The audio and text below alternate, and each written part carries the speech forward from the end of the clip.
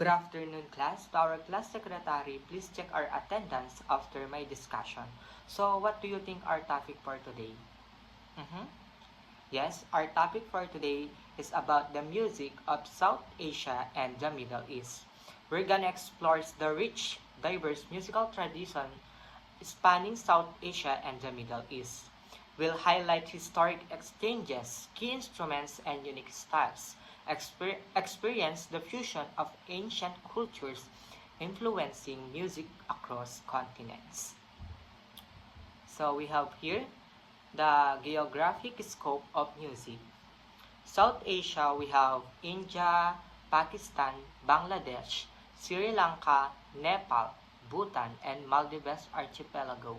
In the Middle East, we have Iran, Iraq, Saudi Arabia, Egypt, Turkey, Lebanon, Israel, and Gulf states. Crossroads of civilizations, we have the historic crossroads fostering cultural and musical exchanges. Here the key instruments and sitar ode. Sitar is an Indian string instrument with 7 main and 13 sympathetic strings. Famous player we have Ravi Shankar, popularized worldwide in the 1960s Monterey Pop Festival, and the oud, Middle Eastern fretless lute 11 to 13 strings, used in Arabic, Turkish, Persian music. It is essential in classical and modern Middle Eastern compositions. And we have the other instruments. We have the tabla, djembe, and tambur. We have the tabla, an Indian percussion staple in Hindustani classical music. The djembe or denbe, West African goblet drum influencing rhythmic patterns. The tambur, long-necked string instrument used in Sufi spiritual music. And we have the classical music traditions.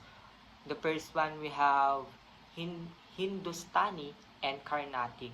There are two main classical styles of North and South India. We have the second one, the raga and tala, melodic frameworks and rhythmic cycles guiding performances.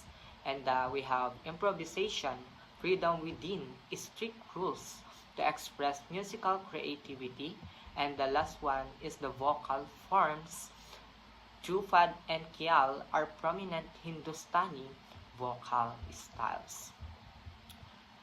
We're going to folk and devotional music. We have the Qawwali, Bhangra, and Raas.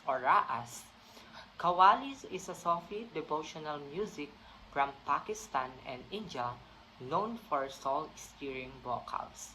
And the Bhangra, Punjabi folk with energetic rhythms and dull drum beats. And the Ras, Gujarati folk dance music celebrated in vibrant festivals. Fusion and modern music. We have the Bollywood music, a global sound with diverse influences and massive popularity. A.R. Rahman is an Oscar-winning composer known globally for Slumdog Millionaire score. And we have the Middle Eastern pop icon like Spiruz and Kulthum define the genre. And the fusion artist Anushka Shankar blends sitar with world music.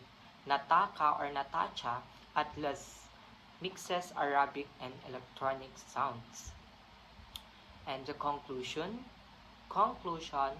a rich tapestry. South Asian and Middle Eastern music form a vibrant, evolving heritage. They inspire and innovate, influencing global music today. This rich tapestry highlights unity through diversity and ongoing cultural dialogue. In conclusion, South Asian and Middle Eastern musics are rich, traditional art form rooted in spirituality, emotion, and cultural identity. In South Asian music, features classical styles like Hindustani and Carnatic, folk and devotional forms, and popular genres like Bollywood music, it is based on ragas, melodies, and talas rhythms with strong emphasis on improvisation. In Middle Eastern music centers on the makam system, using instruments like the oud and ney, and often blends poetry and spirituality.